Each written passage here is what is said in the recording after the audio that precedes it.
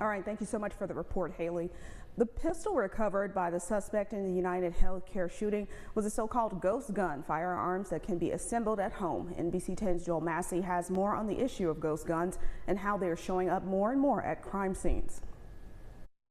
3D printed guns are untraceable firearms that contain no serial number and can be assembled at home without background checks. According to Griffords, a gun violence prevention and advocacy group led by former Congresswoman Gabrielle Giffords, Louisiana has no law restricting untraceable firearms.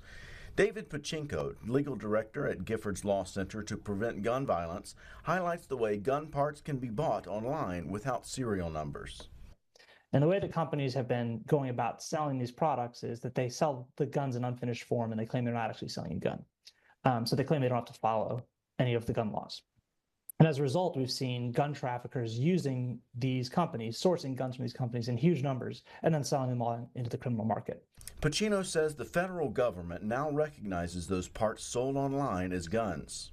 Prior to the federal government defining these parts as guns, we saw an enormous growth in untraceable guns as crime guns, tens of thousands of them.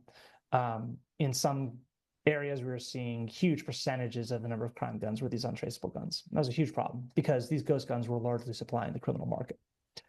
Since the rule has gone into effect, we've seen a slow but steady and significant decline in the number of ghost guns out there. So this rule is working.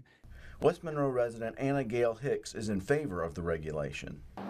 I don't think it's wise to let them be legal.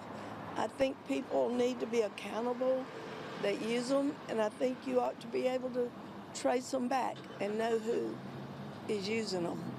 Others I spoke with today expressed concern about the mindset of criminals who always seem to find a way to get a gun despite regulation, saying there's so much information on the internet that those who want to do harm do not have to look very far to find a recipe for disaster. For your ArkLaMiss news source, I'm Joel Massey.